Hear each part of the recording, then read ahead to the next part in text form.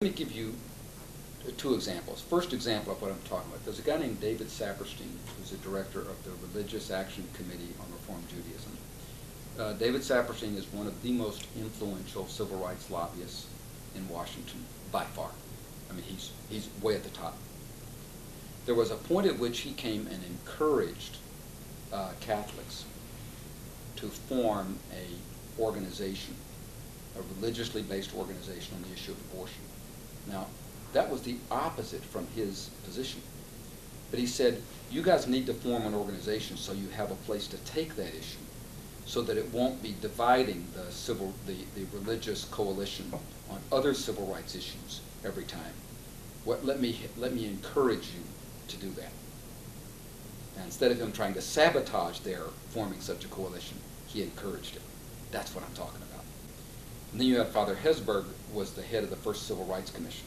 He was then the young, newly installed president of Notre Dame University. Eisenhower appointed the first Civil Rights Commission under pressure and appointed a bunch of Southern out-and-out segregationists. The head of the Dixiecrat walkout was on this, John Dalton was on this commission. And people said it was denounced. It was perfect. Eisenhower was trying to prove that it couldn't do anything. Hesburgh, after every one of the sessions, would invite the members of this commission to private meetings, and he discovered a couple things.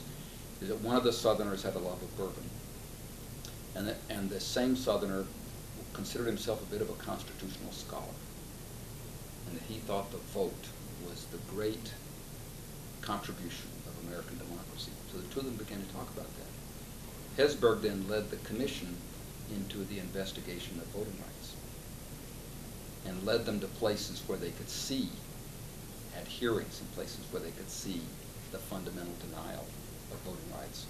And after every meeting, they'd get together and they each try out their favorite bourbon, talk about their kids, talk about life, talk about the Constitution.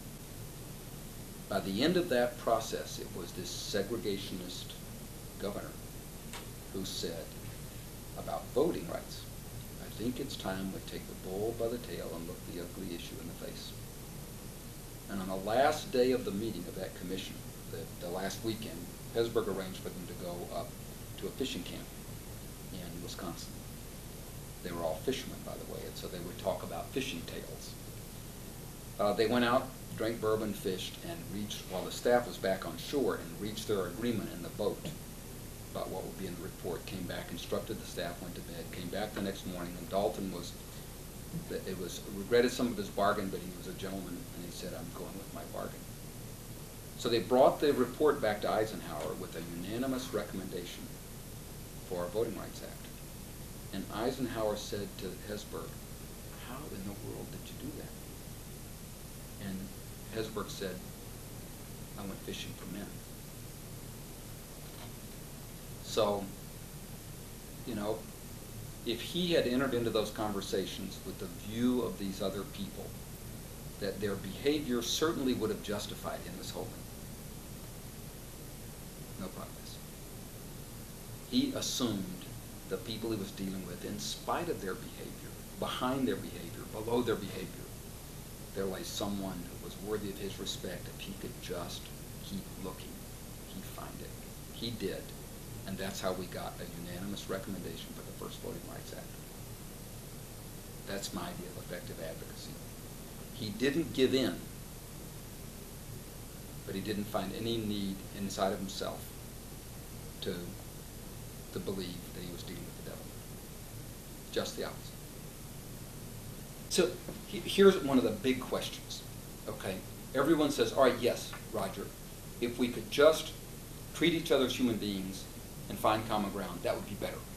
The problem is, right now, the other guy's not treating me as a human being, and we're not finding any common ground. So what do?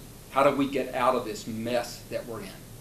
And, you know, the only ways that I've seen that work is people pick something concrete to work on that's big enough to matter and small enough to manage. Some tiny overlap zone of something that's important to both of them, and that action generally precedes feeling. Work on something, that's the trust-building approach. looking for a tiny piece of overlap. Now, you can't find it if you aren't looking.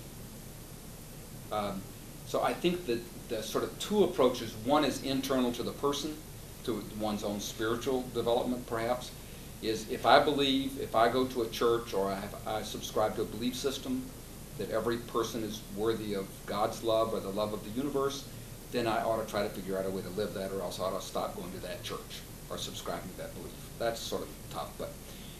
And the second way is find something to work on, find something to do that is big enough to matter, small enough to manage, that's in the overlap zone of your deeper interests, and then see if you can build out from there. Those are the only things that I've seen that work. But I think when we look at the cases in courts and local communities where they've come up with innovation, it's usually, they didn't usually start by saying we're going to agree, all the Republicans and the Democrats are going to sit down and agree with each other. The prosecutor and the defense bar are all going to sit down and sing Kumbaya. I don't think that's usually the way it happens. They usually start with some common problem and work on that.